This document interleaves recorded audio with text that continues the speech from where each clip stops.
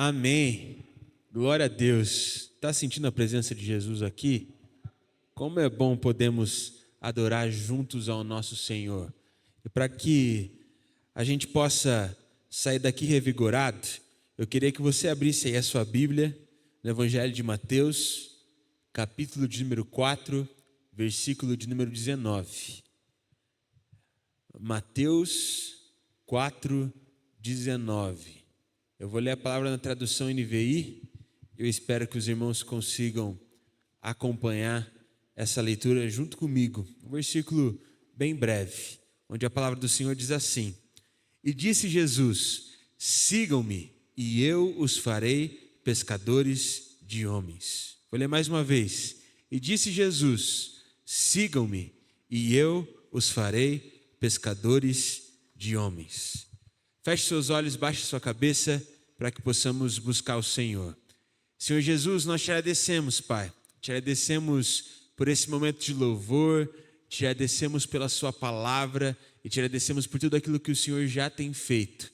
Mas nesse momento nós te pedimos, Pai, para que o seu Santo Espírito venha com poder sobre as nossas vidas, para que o Senhor quebrante os nossos corações, de forma que a sua palavra faça vida em nosso viver. É isso que nós te pedimos, ó Pai. Em nome do Senhor Jesus, amém. Irmãos, Deus tem ministrado muito ao meu coração através desse pequeno versículo que nós acabamos de ler. Sabe por quê? Porque todas as vezes que eu leio esse versículo, eu percebo que a gente complicou aquilo que é simples.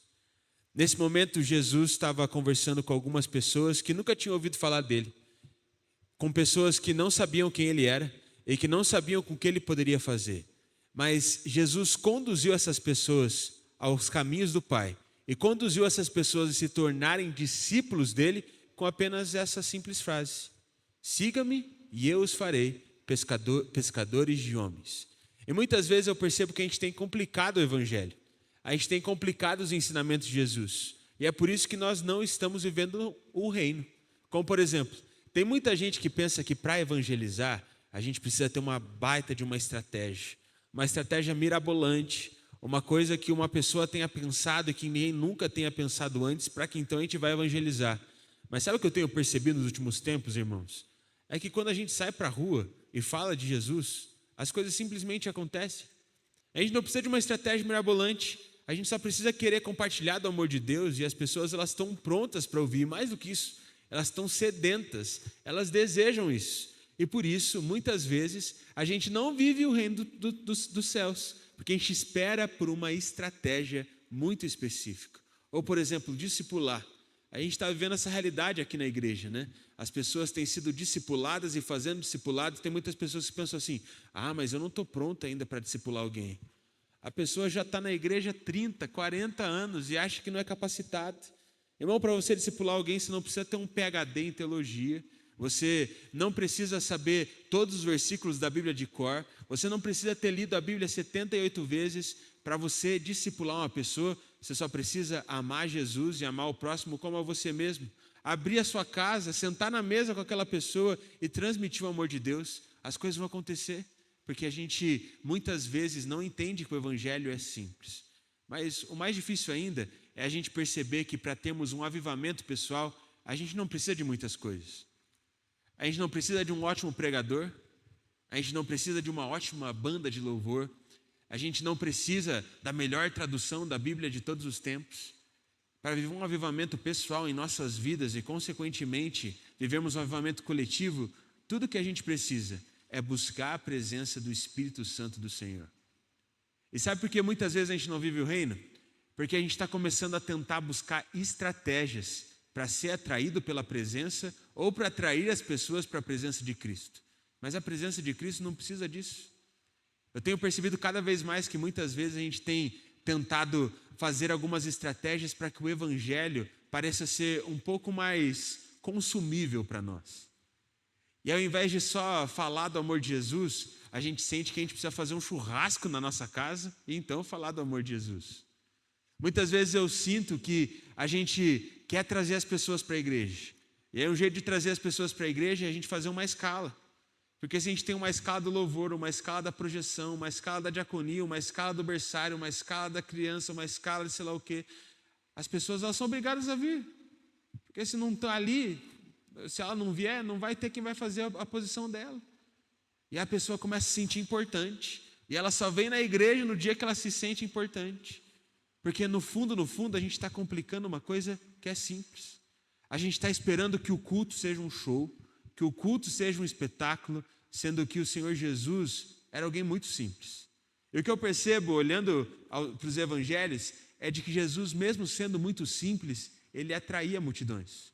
Sabe por quê? Porque ele amava o Pai de todo o coração e porque ele era conduzido pelo Espírito. E esse é o caminho que nós devemos seguir, se nós queremos ser discípulos, mas mais do que isso, se nós queremos fazer discípulos de Cristo. E realmente acredito que nesse versículo, o Senhor Jesus nos dá 3 ordenanças que, se cumprirmos ela, nós viveremos o reino de Deus, viveremos um avivamento pessoal nas nossas vidas e seremos usados pelo Senhor para nos tornarmos promotores do avivamento. E a primeira ordenança de Jesus é bem simples. Ele diz assim: sigam-me. Eu acho isso tão interessante, porque eu acredito que Jesus está sendo bem claro e direto, dizendo que eles só tinham que seguir a Ele, porque Jesus queria mostrar de que no final das contas, a gente só precisa ouvir quem Ele ouviu e fazer aquilo que Ele fez. Quando a gente busca ouvir a voz do Pai, como Jesus buscava ouvir, e a gente busca fazer as coisas que Jesus fez, quando a gente menos espera, a gente está seguindo a Ele e vivendo o reino. E sabe o que eu tenho percebido? O que eu tenho percebido é que a decisão de seguir a Jesus só depende da gente. Mesmo o mundo estando uma bagunça, mesmo as coisas não indo bem, mesmo as pessoas não querendo, se a gente decidir seguir a Jesus, as coisas vão acontecer. Sabe por quê? Porque é a nossa decisão tornar as coisas simples ao simplesmente decidirmos obedecer a Ele. Há um tempo atrás eu ouvi uma história de uma missionária que me impactou demais. O nome dela é Dina. Eu não vou arriscar falar o sobrenome dela aqui, senão eu vou passar vergonha. Mas a Dina, ela é uma missionária que por muito tempo ela esteve na China. Se eu não me engano, por mais de 12 anos, ela exerceu um projeto missionário lá. Ela disse que quando ela foi chamada por Deus, ninguém esperava. Porque ela e o marido dela viviam uma condição muito boa lá nos Estados Unidos. Ele tinha um bom emprego, eles ganhavam muito bem, eles tinham 2 casas, uma casa de praia, outra casa para que eles pudessem morar ali, ficar ali o tempo todo. Ele estava subindo na carreira dele, ele tinha muita chance de ser promovido, e por isso eles sentiam que eles estavam vendo um sonho. Até que um dia eles estavam no culto e eles sentiram Deus falando com eles. E eles sentiram que Deus estava direcionando eles para irem para a China. Quando eles entraram no carro, eles começaram a conversar, eles falaram: nossa, acho que é verdade, acho que Deus está chamando a gente para ir para a China. Mas na época os filhos dele ainda eram pequenos.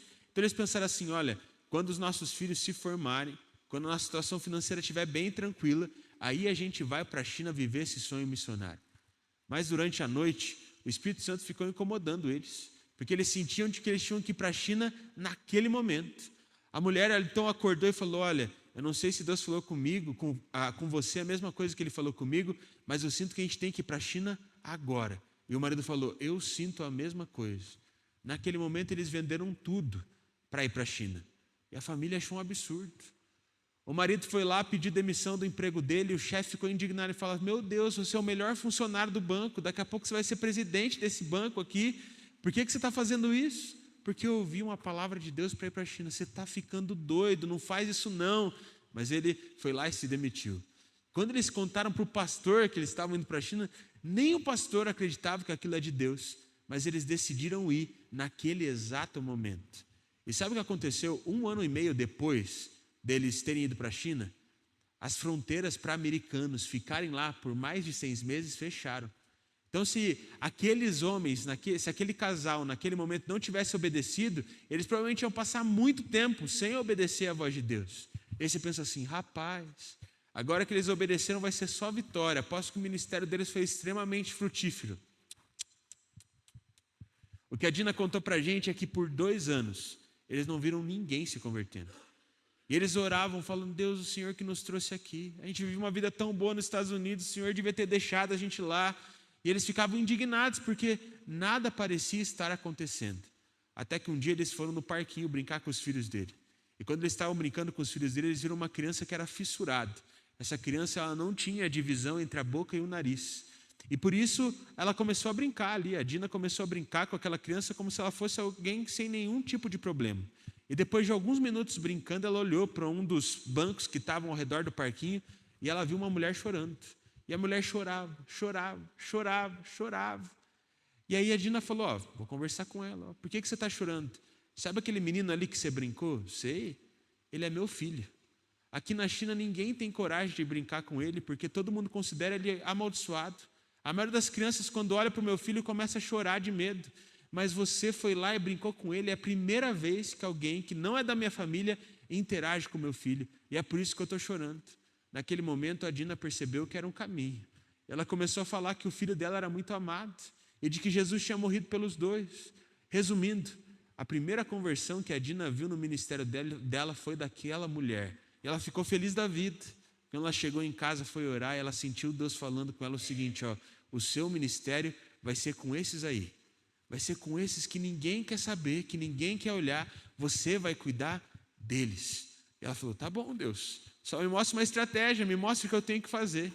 E aí diz que um dia ela estava andando na rua e ela viu um nenê que tinha sido largado assim no meio da rua. Ela pegou aquele nenê, colocou ele nos braços, e a hora que viu, o nenê estava pálido, quase morrendo. E ela falou, quer saber, eu vou levar direto esse menino para o hospital. Chegou no hospital, o médico chinês deu uma analisada e falando, ó, pode levar.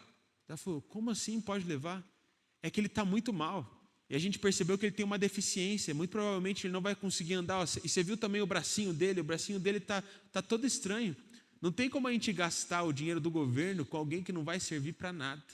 Aquela mulher teve que levar aquele menino para a casa dela e cuidar sozinha dele, porque ninguém do governo chinês gostaria de cuidar daquele menino. E ela disse que depois desse testemunho, ela sentiu no coração de que ela tinha que construir uma espécie de orfanato e construir uma espécie de lugar para onde crianças que foram abandonadas pudessem ser educadas, pudessem ser cuidadas. E ela disse que ela recebia muitos fissurados, muitas pessoas que tinham nascido com deficiência. E sabe o que começou a acontecer? Muitas pessoas viram aquele projeto social e começaram a trabalhar ali como voluntárias. A Dina falava de Jesus para essas pessoas, eles se convertiam. E o orfanato foi crescendo. Uma igreja foi estabelecida por conta daquele orfanato. Mas o que eu achei mais impressionante é que ela disse que as crianças, quando elas saíam do orfanato, ao invés de não irem para lugar nenhum ou construírem as suas próprias vidas, sabe o que elas faziam? Elas eram enviadas para outras nações para pregar sobre o Evangelho e para viver em plenitude o reino de Deus. Tudo porque aquela mulher decidiu obedecer a Deus agora. Sabe, irmãos, o que eu tenho percebido é que os nossos testemunhos muitas vezes não são gerados porque a gente vai deixando as coisas de Deus por último. A gente vai deixando as coisas de Deus para depois. Mas sabe o que eu tenho percebido também? O que eu tenho percebido é que Deus faz grandes coisas quando nós decidimos obedecer Ele agora. Quando nós decidimos viver o reino de Deus agora. Quando nós decidimos entregar tudo aquilo que nós somos nas mãos do Senhor agora, nesse exato momento. É por isso que a gente precisa cortar fora tudo aquilo que nos leva a desobedecer a Deus. Deus tem falado muito comigo ultimamente, num capítulo de Mateus, mais precisamente no capítulo de número 14, no momento em que João Batista é decapitado. Você provavelmente já conhece essa história, mas João Batista ele era decapitado porque ele denunciava o pecado de um dos governantes do Império Romano ali em Israel. Eu acho isso muito interessante, porque esse governante morria de medo de matar João Batista. Sabe por quê? Porque João Batista era simples, João Batista vestia roupa simples, João Batista tinha pregações simples, e para as pessoas que tinham um poder aquisitivo maior, João Batista parecia um louco, mas as pessoas amavam João Batista. Sabe por quê? Porque ele tinha decidido ouvir quem Jesus ouvia e fazer aquilo que aquela voz pedia para ele fazer. E por isso o governante morria de medo de assassinar ali, de matar João Batista. Mas chega um momento que a filha da esposa dele faz uma apresentação maravilhosa e ela pede pela cabeça de João Batista e ele é obrigado a fazer aquilo. E o que eu acho mais interessante é que quando a gente olha, a gente pensa assim, nossa, que absurdo, cortaram a cabeça de um homem de Deus. Mas será que muitas vezes a gente não tem cortado a cabeça do Espírito nas nossas vidas? O que eu estou querendo dizer com isso? Será que muitas vezes, quando o Espírito Santo denuncia um pecado seu, ao invés de cortar o pecado que ele te denunciou, você está falando assim, não, deixa para depois a gente corta. Sabe quando aquela palavra do Espírito Santo te pede para fazer alguma coisa na igreja, para evangelizar alguém, para ir numa célula, para servir o próximo, aquela coisinha que vai te trazer um pouco de desconforto? De qual cabeça você corta? A cabeça do que te faz viver confortável, ou a cabeça do Espírito Santo de Deus, que quer te trazer um pouco de desconforto, mas que vai gerar no seu coração algo muito mais precioso? Muitas vezes a gente tem cortado a cabeça do Espírito, e é por isso que o poder de Deus não se manifesta nas nossas vidas, porque nós não estamos vivendo o reino de Deus, estamos querendo construir o nosso próprio reino. Quando nós decidimos seguir a Ele, nós entendemos de que na verdade Ele é o Rei. E quando a gente entrega as nossas vidas ao Rei, a gente percebe o quanto Ele é bom, porque nós percebemos que é Ele que nos torna capazes. É por isso que logo após dizer, sigam-me, Jesus diz, e eu os farei.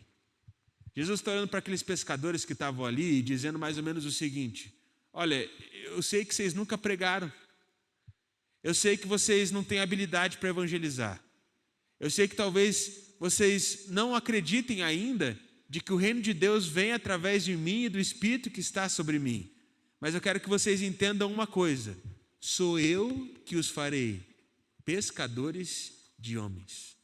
Irmão, isso me traz um alívio, porque quando eu olho Jesus falando isso, eu percebo que é Ele que nos torna capazes. E se é Ele que nos torna capazes, a gente não precisa de mais nada para ser usado por Ele. A gente não precisa de mais nada para viver o reino de Deus aqui. Mas sabe qual é o nosso grande problema? O nosso grande problema é que muitas vezes o nosso coração anseia por coisas e não pela presença de Deus. A gente anseia pelas coisas que Deus pode nos dar, pelas coisas que a gente pode fazer para Deus, para as coisas poderosas que Ele pode fazer através de nós. Mas muitas vezes a gente esquece de se apaixonar por quem Ele é e pela presença dEle. Marcos 12, 30, 31. Ame o Senhor seu Deus de todo o seu coração, de toda a sua alma, de todo o seu entendimento, de todas as suas forças. E ama o próximo como a ti mesmo. Não existe lei maior que essas. Jesus está resumindo tudo em amar ao Pai e amar ao próximo, porque você entende o quanto o próximo é amado pelo Pai também. Quando nós amamos a Deus e a nossa vida flui a partir do amor do Senhor, nós colocamos a Ele como prioridade. E o amor de Deus passa a fluir através de nós. Mas muitas vezes, ao invés de ouvirmos os conselhos de Jesus, nós vivemos como os fariseus viviam. Os fariseus, eles estavam preocupados demais com as leis. Eles estavam preocupados demais com o tradicionalismo. E por isso eles não ouviam o Senhor. E tem uma passagem que eu gosto muito, que é quando os fariseus perguntam assim para Jesus. Olha, Jesus, a gente jejua 2 vezes por semana, mas a gente olha aí para os seus discípulos e a gente percebe que eles nem jejuam. O que está acontecendo aí? Acho que esses homens aí não são homens que estão dispostos a viver aquilo que você está falando. Mas aí Jesus olha para os fariseus e diz o seguinte, por que os amigos do noivo jejuariam na presença do noivo? Não faz sentido, mas quando o noivo for retirado deles, aí sim, então, eles jejuarão. E o que eu tenho percebido é de que muitas vezes a gente é como os fariseus. A gente faz coisas para Deus. E a gente começa a achar que a vida com Deus é fazer coisas para Ele. E a gente se apega tanto a leis, tanto a tradicionalismo, tanto a escalas, que a gente esquece de se apegar ao Senhor. E aí quando a gente vê, a gente está vivendo uma religião, ao invés de viver uma vida com Jesus. Parece que muitas vezes a gente se contenta tanto com fazer coisas para Deus, que a gente esquece de celebrar a presença de Deus. E aí fica chato. Aí fica chato vir na igreja, aí fica chato orar, aí fica chato ler a Bíblia, porque a gente está fazendo coisas como se a gente fosse funcionário, sendo que a gente deveria fazer coisas sabendo que nós somos filhos amados do Pai. É por isso que em nossas vidas, na nossa agenda, em tudo aquilo que nós somos, a gente precisa dar tempo e espaço ao Espírito, para que então Ele venha agir. Há um tempo atrás eu estava tendo uma aula sobre palavra de conhecimento. Se você não sabe o que é palavra de conhecimento, é quando você recebe alguma informação daquela pessoa que ela não contou para você, da parte de Deus, e você fala, olha, eu sinto isso, isso, isso. Você está sentindo isso? E a pessoa fala, sim. E eu lembro que a gente estava tendo uma aula ali sobre como ter palavras de conhecimento para que a gente pudesse evangelizar com as pessoas. Eu lembro que o nosso professor ele fez uma oração bem simples. Ele estendeu as mãos sobre nós e disse, Senhor, que eles possam ter visões, que eles possam ouvir palavras, que eles possam sentir sentimentos e que eles ministrem agora uns aos outros em nome de Jesus. Amém. Ele fez uma oração bem simples. Ele falou agora, olha para a pessoa que está do seu lado e eu quero que você ministre alguma palavra para ela e ela vai ministrar alguma palavra para você. E eu fiquei do lado de uma mulher que se chamava Nancy. E eu fiquei do lado dessa mulher e eu falei, Nancy, vamos orar para que Deus dê alguma coisa para a gente? Vamos. A gente deu as mãos e eu orei. A hora que eu fechei o olho, eu vi como se fosse uma ilha. E aí eu abri o olho e disse, olha, Nancy, não sei se vai fazer sentido para você, mas eu vi como se fosse uma ilha. Faz sentido? Ela falou, faz. Mas espera aí, desenha aqui a ilha que você viu. Eu peguei um papelzinho, uma caneta e desenhei essa ilha. Quando eu desenhei essa ilha, ela falou assim, meu Deus do céu. Ela abriu o Google e ela me mostrou ali como era o Haiti. E quando eu vi aquilo, o Haiti era igualzinho o desenho que eu tinha feito. Ela falou, você não sabe de uma coisa. Alguns meses atrás eu recebi um chamado missionário para ir para o Haiti. E agora que você teve essa visão, eu tenho certeza que é para eu ir. Eu falei, Nancy, então arruma as malas que você está indo para o Haiti. Mas tem uma coisa antes de arrumar a mala. Eu quero a minha palavra também. Fecha o olho aí, vamos orar para que Deus entregue alguma palavra para você em relação à minha vida. A gente orou mais uma vez, fechamos o olho. E ela falou assim, olha, eu vejo como se fosse um logotipo de um ministério. E esse logotipo de um ministério é um ministério que traz unidade entre as igrejas e traz um avivamento por conta dessa unidade. Na hora que ela falou aquilo, eu logo lembrei da SDA. Se você não sabe o que é SDA, é a Semana de Avivamento. É como se fosse um grupo assim, de pastores e igrejas que se reúnem uma vez por ano, por uma semana inteira, buscando a presença de Deus e clamando para o avivamento da nossa cidade. E a hora que ela falou isso, eu falei, com certeza é Semana de Avivamento. Por isso eu peguei meu celular todo animado e mostrei para a Nancy, Nancy, é isso aqui que você viu? E ela falou, não. Eu já falei, ixi, então eu não sei o que Deus está falando comigo, vou ter que orar um pouco mais. Mas ela falou, peraí. Ela pegou o óculos dela que estava em cima da mesa, olhou assim e falou, foi isso aí que eu vi, foi isso aí que eu vi, esse ministério aí que eu vi. E eu já fiquei animado, mas para mim não fazia sentido nenhum, porque, irmão, eu nunca fui tão envolvido na SDA, não sou um pastor tão conhecido assim, como que eu ia ser usado por Deus para fazer alguma coisa na semana de avivamento? Mas sabe o que aconteceu quando eu cheguei aqui no Brasil? Quando eu cheguei no Brasil, o pastor, que é um dos líderes desse movimento, ele me mandou mensagem. Ele falou, Juninho, eu queria saber se você pode pregar num dos nossos cultos nesse ano. Eu falei, rapaz, quando a gente dá tempo e espaço para o Espírito Santo, ele faz infinitamente mais. Quando a gente dá tempo e espaço para o Espírito Santo, ele transforma os nossos corações. E quando o Espírito Santo transforma os nossos corações, a gente quer cada vez mais. E a gente começa cada vez mais a ser uma bênção nas mãos do Senhor. E é por isso que Jesus diz, a sua terceira ordenança, siga-me e eu os farei pescadores de homens. Quando a gente passa a viver a simplicidade do reino de Deus, a nossa mente é alterada, o nosso coração é transformado e a gente começa a querer mais o Senhor. E sabe o que acontece quando a gente quer mais de Deus? As pessoas começam a ver algo diferente na gente, algo diferente no nosso coração, e elas começam a dizer, eu quero que esse cara tenha, eu quero que essa mulher tenha, porque o amor de Deus está fluindo através de nós. E aí é inevitável não se tornar pescador de homens.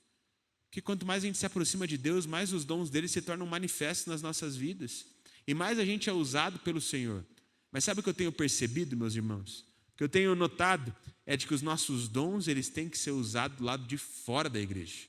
Para que então a gente viva o reino não só quando a gente está dentro do culto, mas quando a gente está vivendo a nossa vida normal. Porque o sobrenatural de Deus se manifesta na nossa vida em todo o tempo, se a gente estiver dispostos a obedecer a Ele. Eu nunca esqueço uma vez quando eu estava lá no curso nos Estados Unidos.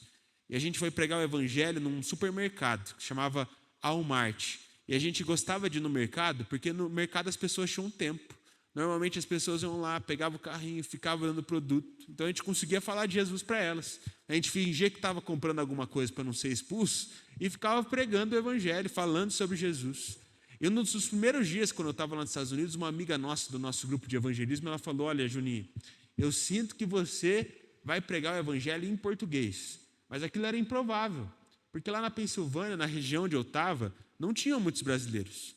Mas esse dia eu cheguei no Walmart, eu estava falando inglês, eu falei: não sei se você vai entender, porque o meu inglês não é tão bom, eu não sou daqui. E aí a pessoa perguntou: de onde você é? Eu falei: eu sou do Brasil. Eu sou brasileiro também. Irmão, naquela hora eu comecei a falar português. E eu falei: eu tive uma impressão quando eu olhei para você.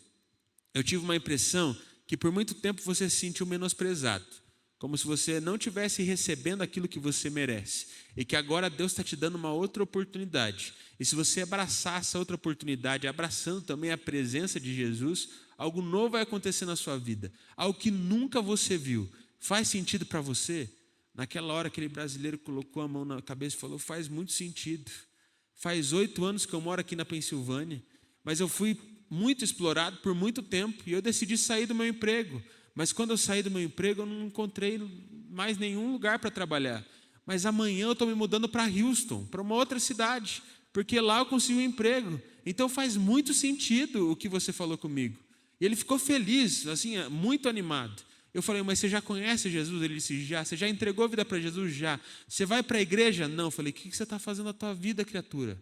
Quando você chegar em Houston, a primeira coisa que você vai fazer vai ser procurar uma igreja. E Deus vai abençoar a sua vida, porque é um novo tempo para você. Ele falou: não, pode deixar, com certeza eu vou procurar uma igreja. Ele pegou ali, já abriu o Google, já procurou igrejas em Houston, perguntou se eu sabia alguma coisa.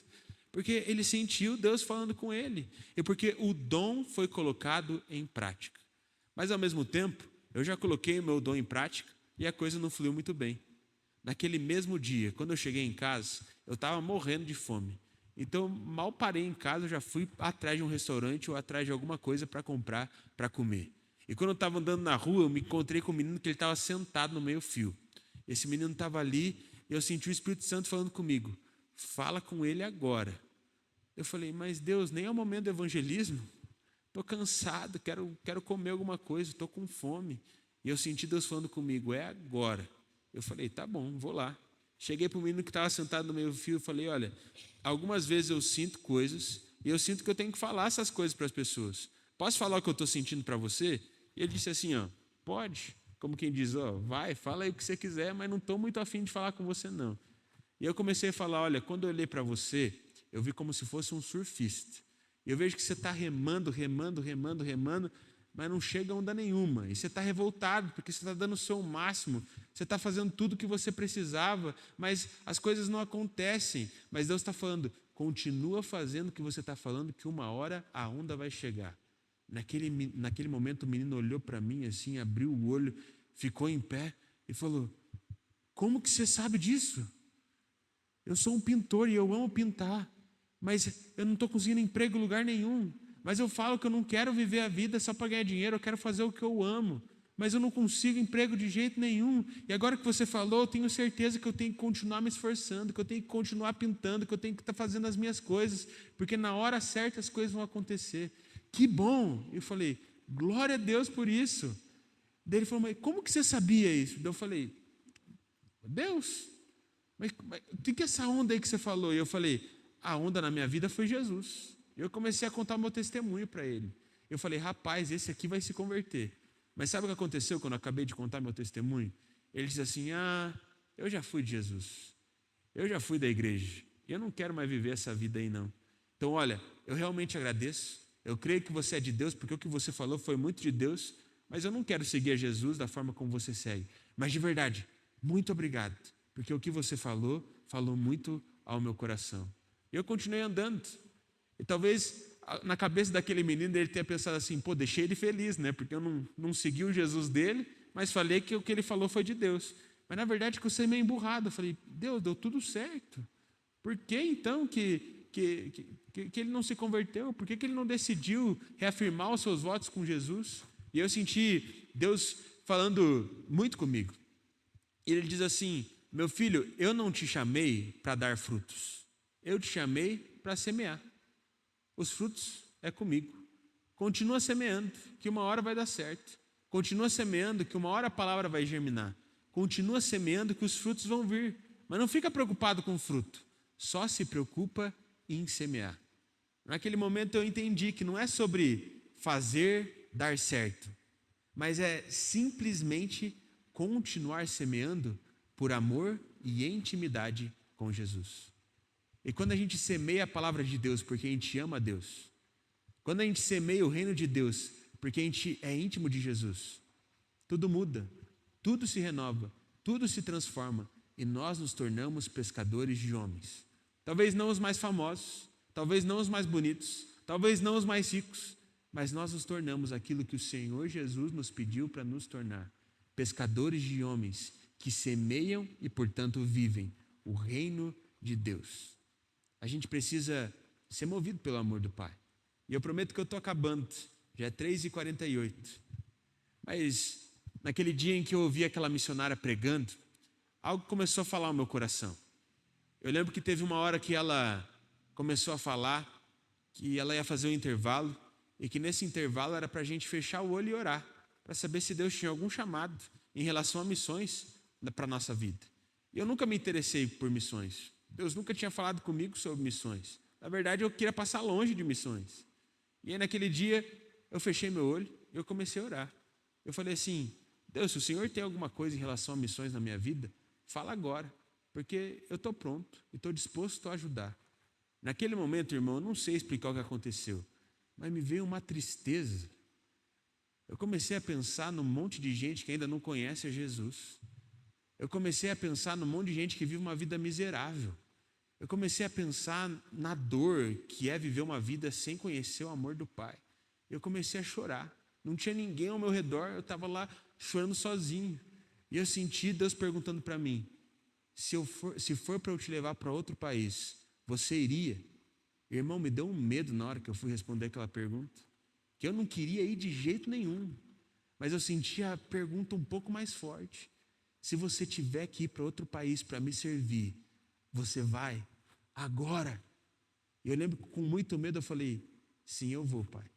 Porque eu amo o Senhor mais do que eu amo a minha vida. Eu amo o Senhor mais do que eu amo o meu conforto. Eu amo ser usado pelo Senhor mais do que eu amo qualquer outra coisa. Então, se for para ir a outro país, eu vou. E naquele momento, a onda de tristeza que estava no meu coração foi se transformando numa alegria. Irmão, era uma alegria tão grande. Eu sentia que a minha pele ia explodir, assim, porque era muita felicidade. E eu senti Deus falando ao meu coração: meu filho, eu estou muito feliz, porque agora eu sei que você é meu. Por isso, sai daqui e volta para o Brasil. E você vai pregar o evangelho para todo mundo, para o Uber, para o caixa de mercado, para o frentista, para os pastores, para missionário. Prega o evangelho aonde você for e continua semeando, porque é assim que se vive o reino de Deus. Eu comecei a entender de que, na verdade, muitas vezes o motivo da nossa frustração e o motivo da nossa tristeza é que a gente está pensando muito no fruto. E o fruto, meu irmão, deixa com o Senhor Jesus. O seu trabalho é semear. Se você semear as coisas do reino de Deus na sua casa, uma hora vai frutificar. Se você semear as coisas do reino de Deus na sua célula, uma hora vai frutificar. Se você semear as coisas do Senhor, não importa qual for a situação, uma hora os frutos vão aparecer. Mas não se preocupa com o fruto, se preocupa simplesmente em semear. Por isso, nesse momento, eu queria te convidar a fechar os seus olhos e abaixar a sua cabeça, porque eu quero orar por você. De forma mais específica, eu quero orar por você se você parou de semear, se você parou de fazer as coisas do reino de Deus porque você ficou desanimado, porque você ficou frustrado com a sua vida e com aquilo que aconteceu. Se esse é o seu caso, se você parou de semear, e se você quer semear, eu queria que você levantasse uma de suas mãos. Pode ser de uma forma bem discreta, que eu quero fazer essa oração por você agora. Amém.